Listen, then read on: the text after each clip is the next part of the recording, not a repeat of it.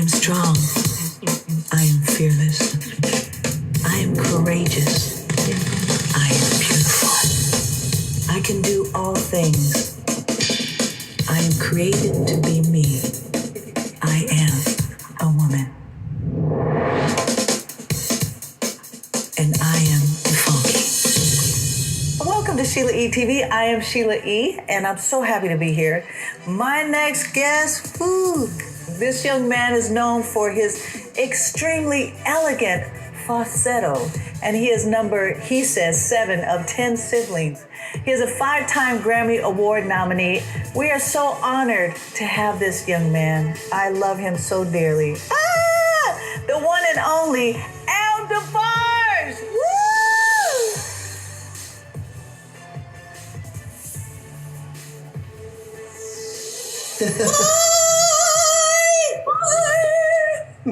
I have nerve to try to sing a high note next to you. Hey girl, what's up? I'm so happy to see you. I miss you. I'm happy, man. I miss you too, man. Where you been? So right before I interviewed you, I interviewed Bootsy, and we talked about all kind of stuff. Because back in the day, like, you know, when they used to come to the Bay, and when I met Uncle George Clinton, and I think it's something in the water because everybody from Oakland is bad. That's true. There's something in our water. It's just a vibe, and it was saying the same thing. It's like, man, there's something about the Bay. It's no joke.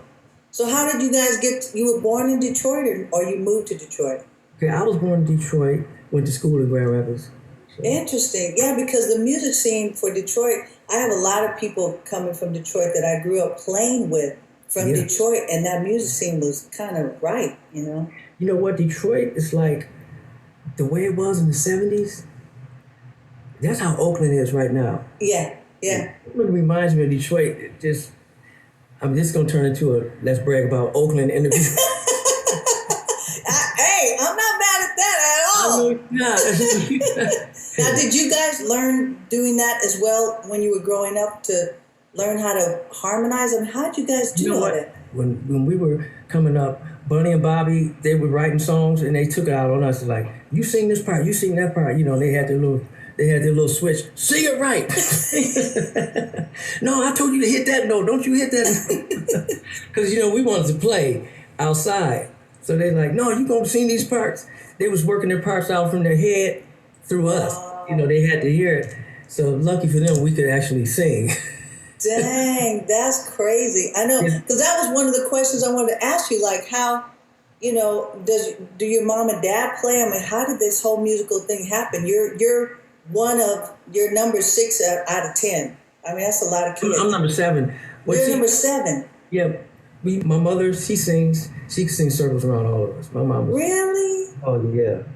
Yeah. Except, I don't know, Bobby, he's probably the only one of us that could give her some slack. Bobby was bad too, but my mom could sing, man. That was a very significant time of my life. How old were you when you guys started touring or going out? Well, when I was 17, going on 18, we went out to California. Bobby was already in Switch, my oldest brother, Bobby. Right. And so we came out to LA, I would say, like end of 1979. And we started our career with Motown, and we took it from there. Wow. Because I remember Switch, and I remember, you know, everyone's afros because we were all trying to be Switch, Silvers, Jackson 5. I mean, and so I have pictures of me in a fro, and I used to cut everybody's hair. So it's like, wait, it's not. Right? Yeah, I would cut everyone's hair. It's like, you know, Juan's hair, my hair, and then when I was in Confunction, I'd cut their hair. Like it was like, it was. You got some.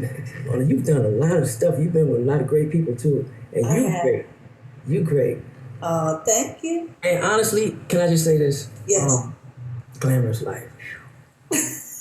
Oh my God. That song used to rock my bell, man. No, because of the energy. I mean, let's talk about it from a musical standpoint.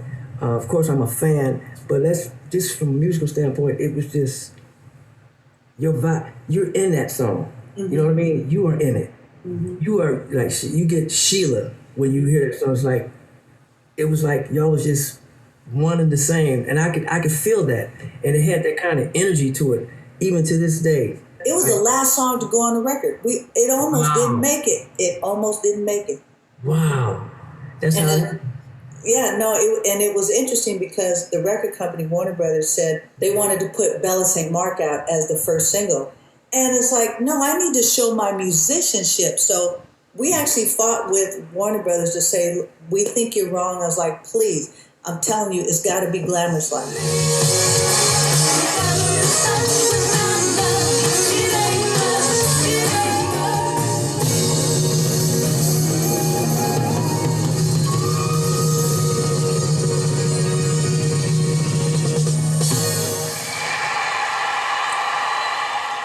And we went to them and said, it's got to be Glamorous Life. And I'm so glad that I did. Man, I'm glad you did too. You keep making them decisions for yourself. You're doing the right thing.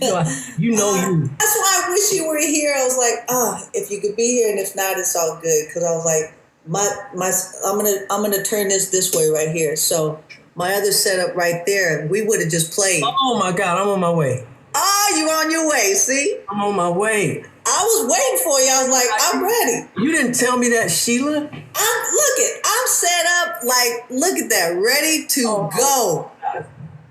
My stuff is. Come on, you know I'm always ready. You know I got to be ready. Oh my God. I stay ready. You stay ready. Excellent. So with all your siblings, you know my family too. You've been a part of our family for so long. You know how, especially Juan. That's your buddy. That's okay. My brother is your buddy. So we as a family. I was talking to Bootsy and some other people about this, but we as a family, we always try to semi-discuss, but end up arguing, being competitive about who's going to sing what song or who's going to play what song, because there's songs, especially playing with Pops, I want to take the solo on drums. No, Peter Mark's like, I want to take the solo. And Juan's like, I want to take the solo. so with you guys, with so many siblings, how did you all work out who's going to sing what part? I mean, your ranges are everywhere. And, you know, I know that there were some songs like you were going to take the top part, even though I heard that you really didn't want to take that really high note. You didn't think you could do that. Well, you know what? Standing next to Bobby, I was kind of intimidated by. I mean, because he didn't make me feel intimidated. It's just something I did. He's just so dope. Yeah, but he's so dope. Yeah. And but he encouraged me. He was like, "No, you, and I'm me. You sing. You still got a high note, but sing it your way, and don't be shy about it." Because I was always bashful and shy. But I had a respect for him that when he told me something, I believed it. And because for one thing, he gave it to you straight. He didn't play. And you know, he really didn't, he was dedicated to reality. That's the kind of person he was. And if it was the truth, then it's cool, whether it hurts or not. So because I knew that about him, I knew he was shooting straight from the hip. Whatever he told me, I knew it wasn't no hype to it. If he said, "El, you could do it and you sound good," I believed it. Mm-hmm. And it was always true. My brothers, all of us, we respected Bobby as the oldest brother. So that's why we really didn't have any arguments or debates about who's going to do what. Bobby said, Bobby made me the lead singer of the group. It was his idea, it was his plan. He said, "I'm going to start the group Debarge. I'm in Switch." So they renewed my contract with Switch, so I'm stuck here. But y'all know it's my dream to have this family group, so I'm going to do it through y'all. So he started the group Debarge. He said, "El, you're going to be the lead vocal. Bunny, you're going to do this, Randy," so on and so forth. So that's why we were like we were. It was his. Wow. And when you respect a person like that, like we did Bobby, and it wasn't like a fear thing, like we were scared of him. We just, right. We admired him. He was our big That's brother. beautiful. Yeah, that's beautiful. Yeah, I don't think any of that happens in our family at all. Yeah, but you got on stage, y'all are. Yeah, no, we don't play. Y'all bring it. You and Juan and Peter, when I saw that at the Elevating Oakland thing that you did. Yeah. Man, that was beautiful. That was fun. On stage, that was a real treat to see y'all sitting next to each other, kicking the congos out, jumping in front of them, turning around. It was a show. Y'all did a show with congos and timbales. I was like, what? Do you see this? Like, ain't sang a note, but hey, you know. It was great though. Oh, thank you. Yeah, it's interesting because, you know, the four of us, my dad, Juan, Peter Michael, myself, all playing percussion, you know, just like vocals in a sense, we have to listen as a group and find out who's going to play what, because we can't play on top of each other, because that's a lot of syncopation happening. So we've got to kind of try to do this. That's what was brilliant about your performance. That crazy. It was synchronized. It was like everybody did their thing. Nobody stepped on the other one. It was great. I'm a fan. So when you guys growing up with all the music happening at the time that you were born, because I think you were born close to my sister's year, but who were you guys influenced by? Mainly influenced by music itself. Just the gift that we had. That was our influence. Just being in love with the gift. So it was an everyday thing for us to have a plethora and a variety of influences, from Marvin Gaye to the Carpenters, from Sly Stone to the Bee Gees, you know, so on and so forth. And but mainly our influences came from within our own circle. When you say so, from within each other, just loving how we would hear things at the same time sometimes, and feel things at the same time musically. You know, that happens in a family like that. You know. That's beautiful. I know that Pops, one of his, I think, favorite songs that he loves by you was "All This Love." Yeah. Yeah, and he ended up recording it on his record. Oh man. I mean, no one could do what you do, but it's just we were paying homage to someone that we love and admire so very much in that song. Everything that you write is just so beautiful, you know, so beautiful. So thank you for that. I mean, and he did a great job. He did do a good job. Man, it was great, wasn't it? Yeah, no, he did do a good job. So with the songs that, because I feel that you're more of a, you know, like a love song, a balladeer type person, because of what's happening in our country right now and things that are happening over the world, does that lend you or influence you to write if you're in the studio writing differently now than you were before? Does it change you? It didn't, because I was already there. I've always been a person full of passion, you know that, Sheila. And I just, that's where I'm at. And I think what it did was it just highlighted what I have to give, you know, which is love, passion.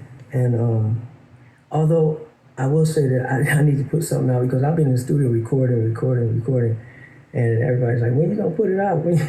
Exactly.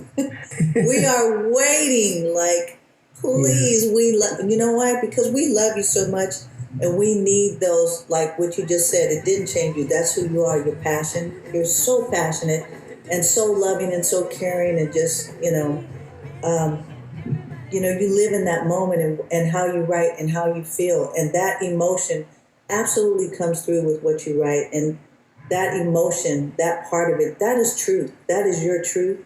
You are just incredible. You really are. We miss you. Blush over here. Remember when you came to my club, the Conga Room? Yep. And you came to sing that night? You couldn't put a fly in there. There was no room for another person. That place was jam-packed. And I could actually, Peter Michael, the whole family, everyone was like, oh, Elle's coming to the club? We are coming. I was like, I don't see you guys, and it takes Elle Debarge for me to see my family. Oh, okay. We love you. Not because I know you, but because you have that gift and you're so talented, and we just want more of you. We really do. Everybody wants more of Elle. I'm so happy for you, and I love, all the things that you're doing Thank you for being a part of our family and blessing my brother on his record as well. And I love you, miss you, and I'm happy. I'm happy. you happy? I'm happy. Joyful. I'm so happy to see you. I love you. I'm sending my love, hugs, and kisses. Yeah. All right. I love you. Thank you, man. Thank you, Sheila. Okay, bye. Bye-bye. Come on now. El Debarge in the house. Thank you so much for being here with us, El. We love you so very much. We're all waiting for your new music. Really, we can't wait. We love you. I'm sitting here toasting you, drinking my favorite glass of wine, 3 Sticks, and loving being able to see you today. I hope to see you all next week, all right? Right here on Sheila E TV. God bless you. Have a great day. Bye.